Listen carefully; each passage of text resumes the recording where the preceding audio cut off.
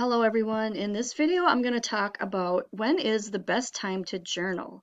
You might be wondering this if you are a journal beginner, and if you already are a journaler, then you probably have the time of day that you like to journal. So this is a question that I see asked a lot. So this is why I decided to make a video about this. So in this video, I'm going to focus on morning and night between the two. What are the pros and cons? So you can choose which one sounds better for you or try both of them and see which one works better. So the pros and cons of journaling in the morning. I'm going to go over a couple of these. So first of all, we're going to do the pros. The first pro is that it helps you to set good intentions for the day ahead. This is when you do a type of journaling that is more of like a planning type, like let's say you're going to write about, your goals for the day, your goals for the week. It just kind of helps set you off on the right foot and helps you to get started with your day correctly. Another pro is that you can better recall your dreams. So this one is specifically for dream journaling, which is something that I think people should do right away when they first wake up, because this is when your dream recall is really good. And why this is so important and why I included this in the video is because I think learning about our dreams is so crucial when it comes to our overall health and personal growth, getting to know yourself, making changes in your life, all those sorts of personal development things. And if you're into journaling, you're most likely into, self-growth. So, recalling your dreams is a really crucial aspect of that because you get a glimpse inside your subconscious, and you can't do this at night unless it was a dream that was so profound that you went over it over and over in your head a couple times, to cement it into your memory. But we don't normally do that, and then the details get lost very quickly. Even when I wake up and I've had a dream I want to remember, I'll lay there and I'll mentally go through the dream maybe for 5 or 10 minutes, just over and over until I really remember everything. But I have found that later on at night when I go to write stuff down, I can't remember all the details. So this is why journaling in the morning is a good thing, because writing down those details of your dreams is very important. Another pro is that it can kickstart the brain, making you more focused. So this is a way to get yourself moving, and it's a really good way to do that because a lot of people aren't into waking up with exercise, and I'm one of those people. I like to exercise my brain more than my body. So this is a great time to do that, and it helps you to just wake the brain up. Now we're going to get into the cons of journaling in the morning, and that is that your mind is groggy. And this kind of ties in with the last one, but this one is, it can be a reason why you would want to do it in the morning, because although your mind is groggy, maybe that will help you to, like the last slide said, to become more focused and to become more alert when you want to in the morning.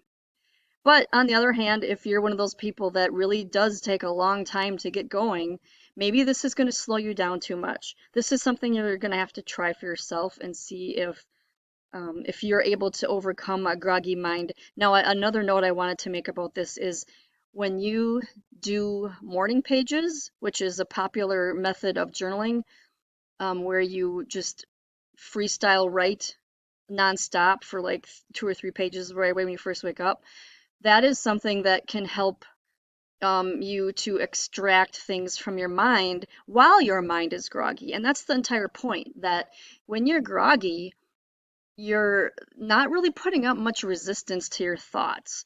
You're just kind of floating, and you kind of have some loose thoughts that just come to you.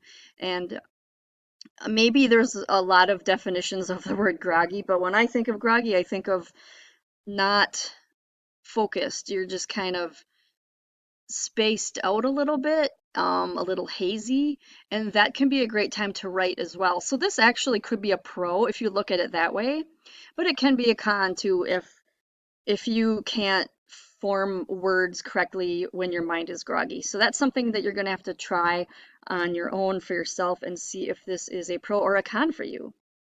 Another con for journaling in the morning is that events won't be as fresh in your mind. So obviously, when you journal in the morning, you're only going to be able to write about your dreams or random thoughts. You're probably not going to be so great at recalling things from the previous day. And this is why it's so good to journal at night as well. And I'll get into that when I get into the nighttime section. But for the cons for morning, yeah, you aren't going to remember things as fresh. Another con to journaling in the morning is you will probably be more rushed to start your day, and this will make you feel like you can't really slow down enough to write your thoughts down. This is a problem that I struggle with many times because I've got a business and I work, all day long, sometimes 10 to 12 hours a day at my business. And some days I know I have a lot more to do, and that's going to make me feel rushed in the morning. And sometimes in the morning, then I'll just be like, I need to get going on my work. I don't want to journal right now. And so that's a con. If you do journal in the morning and you feel rushed, it's not going to be as good of an experience.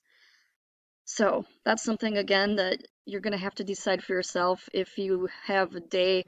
You could do it in the morning sometimes on the days that you have off, on the days that you have no plans, on rainy days. Those are perfect days, absolutely perfect days to journal in the morning.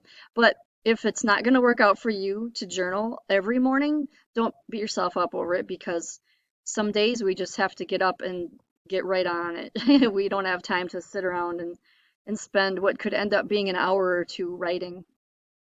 All right, so now I'm going to go over the pros and cons of journaling at night. I'm going to say right here, though, that I do think that journaling at night overall is the best of the two. If you can, if it works out for you to somehow do it at night, I would definitely lean towards that.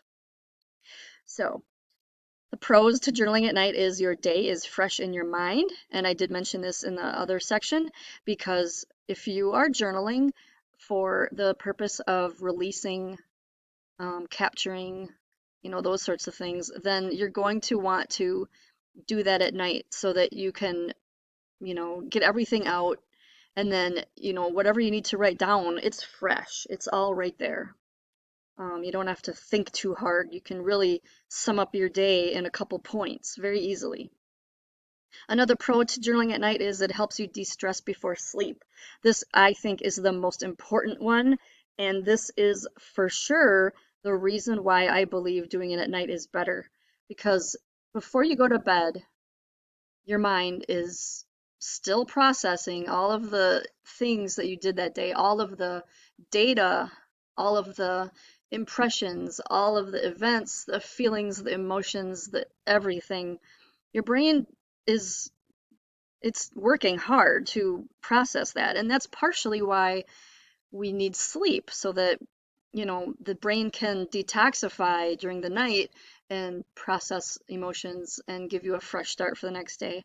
And it's so much better when you can help it, when you can help your brain along by de-stressing. And by de-stressing, that is writing all of your worries down, writing down everything that you want to write down. And it's just a great way to divide the days rather than just going to bed and refreshing your body. You want to refresh your mind, and journaling is one of the biggest benefits of journaling is for the benefit of your mind, for your mental health. So don't overlook this one. This is why it's important to journal at night. It'll also help you sleep better. So another pro is that creativity often increases at night. Like I said in the other section, you can be groggy in the morning, you might not be able to focus, and at night is when many artists and creative people start to come alive, when they are at their best because they've had all day you know, to get going. Sometimes people take a couple of hours to get going, and sometimes they take a long time at night to wind down. And this is another reason why journaling is so good at night because not only are you helping yourself wind down, but you have to release those creative ideas that you had during the day. And if you're an artist, like I said, they're, usually more active at night when it comes to ideas. So this is a great time, especially if you are an artist or musician or a poet or some kind of person like that that, writes down something, whether or not you're songwriting, whether you're, writing poems or whatever, for whatever creative writing purposes you have, doing it at night is a great time. Now, there's a couple cons to writing at night, and I had to stretch to find these, but this one is that it might take longer than expected, delaying your bedtime. Now, this sounds silly, I know, because this is what I mean by there's not very many cons to journaling at night. I have had this issue though, where I'll sit down to journal and I'll just have so much to write about, and I have journaled for 2 hours sometimes before bed, and then I realize, oh my gosh, it's 2 a.m. and wanted to be in bed by now. That's one of the cons, if you can look at that as a con. I mean, it's great if time flies when you're journaling. Of course, that's the best because that's when you're in the flow. That's when you're actually making progress and getting something done. So, um, don't look at this as a con in every situation. If you work from home, then it's like, oh, I can just do my work later tomorrow, or if you don't have plans the next day. And like I said in the other section, if you have a day where you have nothing to do, no plans, no work, then journaling at night is great because it doesn't matter how long it takes you. You can journal for 5 to 6 hours and be okay with that. The other con that I found was unless you have the right lighting, it could disrupt melatonin production. So, when you're journaling at night, obviously you're probably going to be in your bed or your bedroom, and you might not have good lighting in there. And you actually shouldn't have all the lights on before bed anyway. As far as your sleep goes, when you turn on a light, a regular bright white light, you are disrupting your melatonin production, and it's going to take you longer to fall asleep. Even for a second of that light, it disturbs your melatonin production.